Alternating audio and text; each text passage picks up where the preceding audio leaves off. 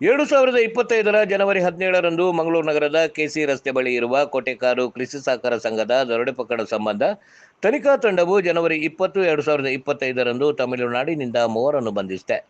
ಅವರಲ್ಲಿ ಒಬ್ಬ ಆರೋಪಿ 36 ವರ್ಷ ಪ್ರಾಯದ ಕ್ರಿಸ್ತನ್ ಮಾಣಿ, ತಂದೆ ಮಾಣಿ ತಿಲಕ್ ನಗರ, ಚೆಮ್ಮೂರು, ಮುಂಬೈ ನಿವಾಸಿ ಅವರನ್ನು ಮಂಗಳೂರಿಗೆ ಕಸ್ಟಡಿಗೆ ತರಲಾಗಿದ್ದು ವಿಚಾರಣೆ ನಡೆಯುತ್ತಿದೆ.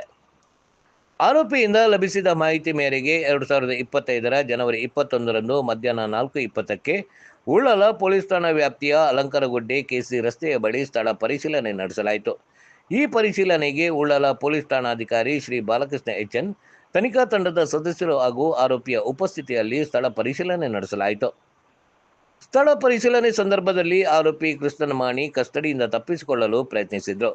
ಅವರು ಸ್ಥಳದಲ್ಲಿದ್ದ ಮುರಿದ ಬಿಯರ್ ಬಾಟಲಿಯಿಂದ ಪೊಲೀಸರಾದ ಅಂಜನಪ್ಪ ಮತ್ತು ನಿತ್ಯನ್ ಮೇಲೆ ದಾಳಿ ಮಾಡಿದರು. ಅಲ್ಲದೆ ಉಳ್ಳಾಲ ಪೊಲೀಸ್ ಇನ್ಸ್ಪೆಕ್ಟರನ್ನು ಹತ್ತಿಕ್ಕಿ ಚುಚ್ಚಲು ಯತ್ನಿಸಿದ್ರು. ಈ ಸಂದರ್ಭ ದಟ್ಟಣೆಯಲ್ಲಿದ್ದ ಸಿಸಿಬಿ ಇನ್ಸ್ಪೆಕ್ಟರ್ ಸಹಾಯದಾರ ದತ್ತ ಮೊದಲಿಗೆ ಎಚ್ಚರಿಕೆ ಗುಂಡು ಹಾರಿಸಿದ್ರು.